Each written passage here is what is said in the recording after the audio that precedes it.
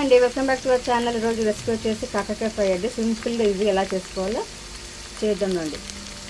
వెలిగించి ఒక ప్యాన్ పెట్టి ఆయిల్ వేసేసుకొని కాకరకాయలు వేసేసుకోవాలండి. ఫస్ట్ కాకరకాయలు ఆయిల్లో మొత్తం ఫ్రై అయిపోవాలి. లైట్గా సాల్ట్ వేస్తే తొందరగా మనకి మగ్గిపోయి క్రిస్పీగా అయ్యేదాకా ఫ్రై చేసుకోవాలి. కాకరకాయలు ఉప్పు వేసుకొని ఇట్లా ఫ్రై చేయడం వల్ల తొందరగా ఫ్రై అయిపోతుంది, క్రిస్పీగా అయిపోతుంది అనమాట. కాకరకాయలు తొందరగా వేగిపోతాయి. మూత పెట్టకుండానే ఫ్రై చేసుకోవాలి క్రిస్పీగా అవుతుంది, లేకపోతే మెత్తగా పడి క్రిస్పీ చాలా టైం తీసుకుంటుంది. చూడండి, మధ్యలో మధ్యలో కలుపుకుంటూ ఇట్లా క్రిస్పీ అయ్యేటగా ఫ్రై చేసుకుంటూనే ఉండాలి. ఇంకా కొంచెం క్రిస్పీ అవ్వాలి. అయితే కొంచెం క్రిస్పీనెస్ వచ్చిన తర్వాత ఉప్పు కారం వేసుకుందాం. చూడండి, ఇట్లా మంచిగా క్రిస్పీ అయిపోయిన తర్వాత ఇంకా కొంచెం కావాలి. కొంచెం క్రిస్పీ అయ్యాక అప్పుడు బాగుంటుంది అనమాట. ఇట్లా క్రిస్పీగా ఈజీ అయిపోతుంది. మనకి ఏం లేదండి, ఫస్ట్ ఆయిల్లో ఇవి క్రిస్పీగా ఫ్రై అయ్యడం కావాలి మనకి, అంతే. ఇప్పుడు ఉప్పు కారం వేసుకుందాం. చూడండి, ఉప్పు కారము, అల్లం వెల్లుల్లి పేస్ట్, పసుపు అన్నీ వేసాను. మళ్ళీ ఇంకా కొంచెం గరం మసాలా, ధనియాల పొడి కూడా వేసినాను. మంచి ఫ్రై అయ్యేలా చూద్దాం.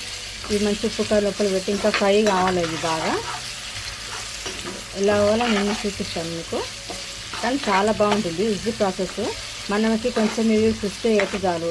అందులో మళ్ళీ ఉప్పు కారం వేసేసి మళ్ళీ దగ్గరికి అయ్యి పెడితే చాలా టేస్ట్ బాగుంటుంది అనమాట. ఇప్పుడు మీకు ఇంకా ఇది అంతా ఇట్లా అనిపిస్తుంది, ఆయిల్ అంతా అదంతా వేయి మంచిగా మీకు ఫ్రై అయిపోతుంది కదండి. అంతా ఈ కాకరకాయలకి మనం వేసిన మసాలాలన్నీ మంచిగా పట్టేస్తుంది, క్రిస్పీ అవుతుంది అనమాట. చాలా బాగుంటుంది. సైడ్ డిష్ వేసి పప్పుకైనా దేనికైనా సరే అంచు పెట్టుకుని తినచ్చు. ఇంకొకటి అన్నంలో కలుపుకొని తిన్నా చాలా బాగుంటుంది.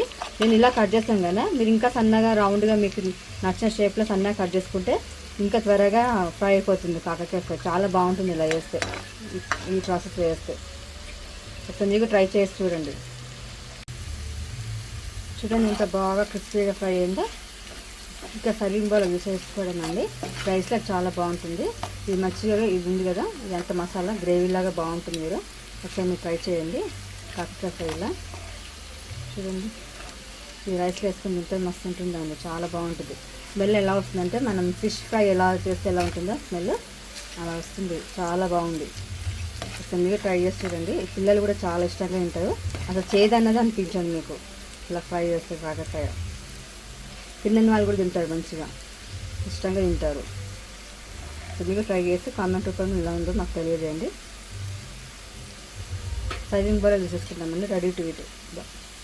కాకరకాయ ఫ్రై రెడీ అండి. చాలా చాలా టేస్ట్గా ఉంది. ఒకసారి మీరు ట్రై చేయండి. క్రిస్పీగా చాలా బాగుంటుంది. కాకరకాయ ఇష్టపడని వాళ్ళు కూడా ఇష్టంగా తింటారు. ఇలా చేసుకుంటే చేదు కూడా అనిపించదు, చాలా బాగుంటుంది.